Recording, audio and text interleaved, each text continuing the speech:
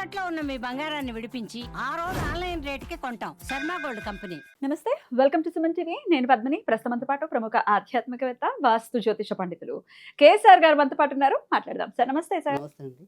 Sir, ఒక జన్మజాతకం చూసినప్పుడు రకరకాల శాపాలు వీళ్ళకి శాపాలు ఉన్నాయి అనేది ప్రిడిక్ట్ చేస్తూ ఉంటారు కదా సార్. ప్రతి జాతకంలోనూ శాపం ఉంటుందా? అంటే మనం ఏమంటాం, మామూలు భాషలో శాపం అంటున్నాం, మా జాతక భాషలో చెప్పాలంటే దోషం అంటాం. మామూలుగా చెప్పాలి. ఆహా. సో దోషమే శాపం. కానీ ప్రతి జాతకంలోనూ ఉంటుందా? అంటే అసలు ఏమీ లేకుండా మానవ జీవితం ఎలా మానవ జీవితం ఎలా ఉంటుంది? సో శాపం మీన్స్ లేదా దోషం అంటే కర్మ అని. అంతే అంతే. కరెక్ట్. సో ఆ కర్మ అనేది మీకు ఏ రూపంలో తగులుకుంది అని చెప్పడం అనేది జ్యోతిష్యం. Right sir. సో అందుకని మీకు ఏ రకంగా ఏ దోషం పరిణమిస్తుంది అంటే రకరకాలైన దోషాలు ఉంటాయి. ఆ దానికి combinations శాపాలు, ని బట్టి. దాన్ని బట్టి మనం శాపం అంటాం. Right sir. అయితే ఇవాళ నా ప్రశ్న ఏమిటి అంటే, ఇంకా ఎటువంటి శాపానికైనా నివృత్తి ఉంటుంది కానీ గురు శాపానికి మాత్రం చాలా కష్టతరం అది. ఆ శాపం నుంచి విమోచన అనేది రావటానికి అనేది వింటూ ఉన్నటువంటి విషయం భయానకంగా అనిపిస్తుంది. అది ప్రయత్నం అంటే తెలిసి చేయాల్సిన అవసరం లేదు. ఇప్పుడు మామూలుగా కూడా ఈ సోషల్ మీడియా అంత వాస్ట్గా పెరిగిపోయిన తర్వాత ఇప్పుడు మీలాంటి వాళ్ళు ఉన్నారు, మీరు చెప్తున్నారు, లేకపోతే ప్రవచనకారులు ఉన్నారు చెప్తున్నారు, లేకపోతే పీఠాధిపతులు ఉన్నారు. అయితే వాళ్ళని ఫాలో చేయని వాళ్ళు గబుక్కున ఒక మాట అనేస్తారు. వాడు అట్లా అన్నాడు, వీడు ఇట్లా అన్నాడు, ఏదో ఒకటి, లేకపోతే వాళ్ళని తిట్టటమో ఇట్లాంటివి చేస్తారు. రైట్ ఇవి కూడా గురు శాపాన్ని కిందకి మారతాయా అనేది నా ప్రశ్న సార్. రైట్. మరి గురు శాపానికి మరి ప్రత్యామ్నాయం ఏమిటి సార్? నివృత్తి మార్గం ఏమైనా ఉందా? ఖచ్చితంగా. అంటే ఇక్కడ మీరు సోషల్ మీడియా అనేది ఒకసారి అన్నారు కాబట్టి చిన్న చురక అనుకోండి, ఏదైనా అనుకోండి, వెయ్యాలి, లేదా వెయ్యాలి, సాచన వెయ్యాలి. అనుకోండి. ఎందుకంటే ఇప్పుడు మనకి ఓకే, డెమోక్రసీ అంటే మనకి ఏదైనప్పటికీ కూడా స్వేచ్ఛ అనేది ఓకే ఉంది, ఉండాలి ఒప్పుకుంటాం. కూడా. ఉండాలి కూడా. కానీ ఆ స్వేచ్ఛను మరీ దుర్వినియోగం చేయటం అనేది. ఎగ్జాక్ట్లీ. సో ఇప్పుడు నేను ఏదో చెప్పాను 4 పలుకులు అనుకోండి, ఆ 4 పలుకులు మీకు నచ్చితే నచ్చిందని చెప్పటం పర్వాలేదు. లేదు నచ్చకపోయినా మీరు ఈ యాంగిల్లో సరిగ్గా చెప్పలేదు అంటే మనం కరెక్ట్ చేసుకోవచ్చు. అక్కడ బండబూతులు పెట్టేసేసి వారికున్న పైచాన్ని అంతా కూడా అక్కడ చూపిస్తే అది ఖచ్చితంగా ఏదో ఒక శాపం కింద పరిణమిస్తాం అనేది ఉంటుంది. ఉంటుందా సార్? ఖచ్చితంగా ఉంటుంది. ఉండాలి కూడా. అంటే ఇక్కడ మీకు ఏమన్నాం, అసలు మామూలుగానే మనకి ఈ పాతకాల్లోకి వచ్చేప్పటికి అనవసరపు ఏదైతే దూషణ ఉంటుందో ఆ దూషణ కూడా మనకి ఒక పాతకం కింద లెక్క. ఖచ్చితంగా. అసలు నెగటివ్ మాట్లాడే వాళ్ళే కాదు, ఇంట్లో సరుకులు అయిపోయాయి అని కూడా అనరు మన వాళ్ళు, ఎండుకున్నాయని అంటాం అటువంటిది ఇప్పుడు ఈ సోషల్ మీడియాలో ఎట్లా తిడుతున్నారు ఊరికే ఇంకా కదా. ఇప్పుడు నా మీద వాళ్ళకి అధికారం ఏంటి, లేదు వాళ్ళ మీద నాకు అధికారం ఏంటి. ఎగ్జాక్ట్. సో మనం ఇద్దరికి కూడా ఇప్పుడు నిర్మాణాత్మక విమర్శ అనేది ఎప్పుడు కూడా మనం స్వీకరించడానికి సిద్ధమే. కరెక్ట్. కానీ నీకు నోరుంది కదా, నీకు తెలియని పరిజ్ఞానంతో అడ్డమైన కొన్ని అసలు చూస్తే కనుక ఇంత ఈ సంస్కారం అంతా కూడా ఏమైపోతుంది మనుషులకి అనిపిస్తుంది. సో కాకపోతే నేను ఎప్పుడు కూడా చాలాసార్లు ఏదైనా అనుకుంటే కనుక వీళ్ళ కన్నా కూడా వాళ్ళ తల్లిదండ్రులే అనుకుంటా. Exactly sir. ఆ పెంపకం అలా ఉంది. పెంపకం ఒకటి. రెండోది ఇప్పుడు మీరు అడిగారు కదా, అంటే మనకి సరైన పుత్రులు జన్మించకపోయినా అక్కడ శాపం ఉన్నట్టేగా, లేదా సరైన సంతానం జన్మించకపోయినా మనకి శాపం ఉన్నట్టే కదా. సో మనకి సమాజంలో కీర్తి ప్రతిష్టలు సంపాదించగలిగే సంతానం ఉంది అంటే మనం ఎంతో కొంత పుణ్యం చేసినట్టే. సో ఇక్కడ జాతకాల్లోకి వచ్చేప్పటికి మీరు ఏదైనప్పటికీ కూడా గురుశాపం అనుకోండి, మంచి పిల్లలు పుట్టాలన్నా కూడా గురువే ఉండాలి. సో జనరల్గా సంతానానికి సాధారణంగా అంటే ప్రతి ఒక్కరికి ఒక పంచమాధిపతి అనేవాడు ఉంటాడు, అంటే సంతానకారకుడు అనేవాడు ఒకడు ఉంటాడు. కానీ బేసిక్గా అందరికీ కూడా సాధారణ స్థాయిలో చూడాలంటే ముందు గురువుని కూడా చూడాలి. అక్కడ వాళ్ళ జాతకంలో గురువుని బట్టి కూడా వాళ్ళు ఎలా ఉంటారు, వాళ్ళు జ్ఞానవంతులు అవుతారా, ఇగో ఇలాంటి పిచ్చి మాటలు మాట్లాడతారా, ఇలాంటివన్నీ కూడా ఉంటాయి. సో ఇంకా మగవాళ్ళ విషయానికి వస్తే ఆడవాళ్ళ మీద వీళ్ళకి ఏం అధికారం ఉంది? వాళ్ళని పట్టుకుని వాళ్ళు ఏదో సొంత సొత్తులాగా మాట్లాడేస్తుంటారు. అది ఇది అని మొదలు మాట్లాడేస్తారు. బండబూతులు మీరు అసలు చాలా చండాలంగా ఉంటుంది. ఎందుకంత మనకి అంత నోరు ఎందుకు పారేసుకోవాలి? సో అంటే ఇలా మనం చెప్పినా కూడా మన మీద నోరు పారేసుకొనియండి, మరి శాపాలు రావాలి కదా ఊరికే. పైగా మన పాప కర్మ కూడా ఎంతో కొంత పాపం వాళ్ళ మాటల ద్వారా పోతుంది కదా. అందుకని నవ్వితే తప్పు, అదే కదా, మామూలుగా ఏదైనా ఎక్స్ప్రెస్ చేస్తే తప్పు. రష్మిక మీద టాపిక్ వచ్చింది కాబట్టి మాట్లాడుతున్నా. పిల్లని ఎన్ని మాటలు అసలు అదే జస్ట్ బీయింగ్ యాక్టివ్, అంత యాక్టివ్ పిల్ల అమ్మాయి, ఎన్ని తిట్ల పిల్లని. రైట్. అదే అంటే నేను అనేది ఎందుకంత వీళ్ళకి అందుకు వాళ్ళ మీద అంత స్వతంత్రం ఏంటి? సో చక్కగా మంచిగా చెప్పచ్చు. అలా కాదు కదా, ఏంటో ఇప్పుడు నన్ను కూడా నేను నవ్వుతున్నా అంటే నవ్వడం తగ్గించుకో. ఏడుస్తాడు. ఈసారి నుంచి ఏడుస్తూ అడుగుతాను సార్ మీకు ఓకేనా? మనతో పాటు కేఎస్ఆర్ గారు ఉన్నారు అని అంటాను. కదా! జోక్స్ అపార్ట్ చెప్పండి ఏం సార్. అసలు మామూలుగా నేననేది అదేనండి. మనకి ఏదంటే చక్కగా దేవుడిచ్చిన వాటిని ప్రతి అవయవాన్ని మనం సద్వినియోగం చేసుకోవాలి. అంటే మంచి వినడానికి చెవులు పెట్టుకోవాలి. అవును మంచి మాట్లాడడానికి నోరుని పెట్టుకోవాలి. సో, మంచి చూడడానికి కళ్ళు పెట్టుకోవాలి. True. మనకి ప్రతిదీ ఇచ్చింది మంచి ఆహారం భుజించడానికే కదా చేతులు, మంచి పనులు చేయడానికే కదా చేతులు అనేది ఎవరైతే తెలుసుకుంటారో వాళ్ళు ధన్యులవుతారు. కానీ ఇవేమి లేవు అంటే ఖచ్చితంగా శాపం ఉన్నట్టే. శాపం ఉన్నట్టే.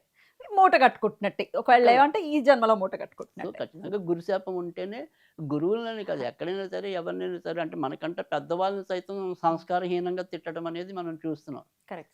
సో, అది ఎప్పుడైనా సరే శాపం కిందే వస్తది. అయితే జాతకంలో మనం చూసినప్పుడు ఈజీగా గురుడు, రాహువు కలిసినా అది గురు గురు శాపం. చండాల యోగం కింద భావిస్తాం. లేదా గురుడు నక్షత్రంలో రాహు ఉన్నా, రాహు నక్షత్రంలో గురుడున్నా కూడా దాన్ని కూడా శాపం కిందే పరిణమిస్తాం.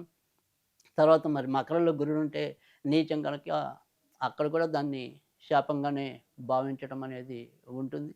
తర్వాత కన్య రాశిలో గురుడు నిష్ఫల రాశిలో ఉంటాడు కాబట్టి కన్య రాశిలో ఒకవేళ గురుడున్నా కూడా గురు శాపం ఉన్నట్టే వర్తిస్తుంది. వర్తిస్తది. ఓకే. సో, ఇలా ఆ కాంబినేషన్స్ బట్టి మనకి గురు శాపం వీళ్ళకి తగిలిందా లేదా? వీళ్ళు ఎందుకని అంటే ఒక్కొక్క జాతకం మనం చూసినప్పుడు ఆ అభివృద్ధి లేకపోవటం అనేది. తర్వాత కొన్ని కొన్ని సందర్భాల్లో అంటే సర్పశాపం వల్ల కూడా ఎక్కువ తీవ్రత అనేది ఉంటుంది. ఈ గురు శాపం వల్ల కూడా తీవ్రత అంటే కొన్ని కొన్ని ఇళ్లల్లో అంటే ఆహ్, ఏమంటాం ఆ సంఖ్య తక్కువ ఉండొచ్చు. కానీ కొంతమంది ఇళ్లలో పాపం ఎటువంటి శుభకార్యం జరగకుండా కూడా అంటే వాళ్ళకి ఇద్దరు సంతానం ఉంటే ఇద్దరు కూడా పెళ్ళిళ్ళు కాకుండా అలాగే ఉండిపోవటం. గురు శాపమే. హ్మ్. అలా పిల్లలు లేకుండా ఉండిపోవటం. హ్మ్. అలా అంటే ఒక శుభకార్యానికి నోచని ఇల్లులు కూడా అక్కడక్కడ తగులుతాయి మనకి. కనపడుతుంటాయి. అవును. సో, అవన్నీ కూడా ఖచ్చితంగా గురు శాపం ఉన్నట్టు. తర్వాత రెండోది ఏంటంటే, ఈ దేవుడి మీద మనసు లేకపోవటం అనేది కూడా సాధారణంగా గురుశాపం వల్లే రావటం అనేది ఉంటుంది. ఎవరైనా పూజలు చేసినా భరించలేకపోవటం అనేది కూడా గురుడు వల్లే ఓకే. వస్తది. ఓకే. సో, ఇప్పుడు నేను పూజలు చేసేందుకు మా ఆవిడ ఎంతో కొంత సహకరించాలి. హ్మ్. అవును సార్. అస్తమాను దేవుడి దగ్గర కూర్చుంటాడు. ఈయనకేం పోయే రోగం ఉందనుకోండి. అంటే ఎక్కడో దానికేదో అయిష్టత ఉంది దేవుడి మీద. హ్మ్. సో, ఖచ్చితంగా మనం చూస్తే అర్థమైపోతుంది తనకి ఎక్కడ లోపం ఉంది అనేది. ఓకే. సో, అందుకని ఏదైనప్పటికీ కూడా ఆ దేవుడి మీద ఇష్టత అంటే దేవుడంటే మనం ఏది ఇలా శ్రీకృష్ణుడు అనుకోండి ఇంకోటి కాదు నా ఉద్దేశం. ఒక పవర్ అనేదైతే ఉంది అనేది ప్రతి ఒక్కరం విశ్వసిస్తాం కదా! డెఫినెట్లీ. సో, ఆ పవర్ అనేది మనకి కరెక్ట్‌గా యూజ్ అవ్వాలి. మన జాతకానికి ఒక పవర్ రావాలి అంటే గురుడు బావుండాలి. Okay sir. On that note sir, మూడవ ఇల్లు పాపస్థానం అని చెప్తుంటారు కదా! అవును. ఏ లగ్నం నుంచి అయినా థర్డ్ హౌస్‌లో గనుక ఒకవేళ గురువు ఉంటే అది గురువు శాపం ఉన్నట్టుగా కన్సిడర్ చేస్తారా? అంటే గురువు శాపం అనేది ఖచ్చితంగా చెప్పాలి. అది హ్మ్. కన్య ఇప్పుడు సపోజ్ మనం వచ్చేప్పటికి కర్కాటకం ఉంది అనుకోండి. హ్మ్. కర్కాటకానికి అసలు ఆయన అదృష్టకారకుడు. హ్మ్. రాశికి హ్మ్. లేదా లగ్నానికి లగ్నం. అనుకోండి. ఆయన మూడో ఇల్లు అంటే కన్యలో కన్యలో పడుతుంది. ఉన్నాడు. సో, నెక్స్ట్ అప్పుడు ఖచ్చితంగా దోషం ఉన్నట్టే. ఇప్పుడు మేష లగ్నం అనుకుందాము. అతను మిథునంలో అంటే ఇప్పుడు మిథునంలోనే ఉన్నాడు. అప్పుడు సార్? అది మిథునంలో ఉంటే పూర్తిగా శాపం అని శాపం. చెప్పలేం. హ్మ్. ఓకే. బట్ గురుడు మటుకు అంత బలం. యోగించడు. హ్మ్. అంటే సాధారణంగా ఏమంటాం ఈ మేషం వాళ్ళకి కూడా గురుడు కావాలి. అంటే సాధారణంగా గురుడు కావాల్సిన వాళ్ళెవరు ఉంటారు? ఆ! మేషానికి కావాలి, కర్కాటకానికి కావాలి, సింహానికి కావాలి, ధనుస్సుకి కావాలి, మీనానికి కావాలి, వృశ్చికానికి కావాలి. హ్మ్. సో, వీళ్ళకి గురుడు సరిగ్గా ఉపయోగించలేదు అంటే గనక దాన్ని మనం అంటే సర్పశాపాలు ఎలాగంటామో వీటిని పాక్షిక దోషాలంటాం. ఓకే. అంటే నేను డైరెక్ట్‌గా గురువుని తిట్టాను. నా పక్కన మీరుండి ఆహా! ఓహో! అన్నారు. నాకు వచ్చింది. అమ్మ బాబోయ్! సో, సో, అలాంటి వాళ్ళని తక్కువ స్థాయి. పాక్షికం కిందకొస్తుంది. పాక్షికం అంటాం మనం. అలాగే సర్పాన్ని చంపినప్పుడు వాళ్ళు డైరెక్ట్. ఆ! ఆ చంపడానికి కర్ర ఇచ్చిన వాడు సహకరించిన వాళ్ళు. పాక్షికం. అవును. సో, అలా ప్రతి 2, 3 తెగలు ఉంటాయి అలా. సత్సంగం అందుకే అవసరం. ఊరికేనే మనం చెప్పలేదు. కూడా ఎప్పుడైనా సరే ఈ ప్రవచనాలు చెప్పినప్పుడు అదే చెప్తున్నాం. ఆ. సత్సంగం, సత్సంగం అని చెప్పి. రైట్. సో, అది ఉండాలి ప్రతి ఒక్కరికి కూడా. Right sir. మరి ఇంతకీ పశ్చాత్తాపంతో కూడి నిజంగా మనస్ఫూర్తిగా నేను చేసినటువంటి తప్పుకి నాకు క్షమాపణ కావాలి అనుకునే వాళ్ళ కోసం రెమెడీ చెప్పండి సార్. రైట్. ఖచ్చితంగా ఇక్కడ మనకేంటంటే గురుబలం పెంచుకోవాలి. గురుబలం పెంచుకోవాలి అంటే గనక మీరు పాత రోజుల్లో అంటే మనం చాలా సందర్భాల్లో చెప్పాం. సనాతన ధర్మం అనేది ఎంత విశిష్టతమైనది అని చెప్పి. సో పూర్వ రోజుల్లో ఏదైతే మనకి నలుగు పెట్టేటప్పుడు శనగపిండి వేసి నలుగు పెట్టేవారు. అవును. సో శనగపిండి అనేది గురువుకి సంబంధించింది. అంటే మన ప్రతి ఒక్కరికి కూడా ఆ గురు బలం పెరగడానికి ఇండైరెక్ట్‌గా అంటే కరెక్ట్. మనకి ఏదైతే ఈ క్రిమికాటకాదులన్నీ పోతాయని పైన అంటే బ్యాక్టీరియా అది పోతుందని మనం భావించినప్పటికీ కూడా ఇండైరెక్ట్‌గా మనం గురువు యొక్క తత్వాన్ని పెంచుకుంటున్నాం. సో చాలా చక్కటి అద్భుతమైన పరంపర మనదంతా కూడా. డెఫినెట్లీ. సో అలా అందుకని ఇప్పుడు కూడా నేను చెప్పేది ఏంటంటే కుదిరితే గురువారాలు నలుగు పెట్టుకోండి.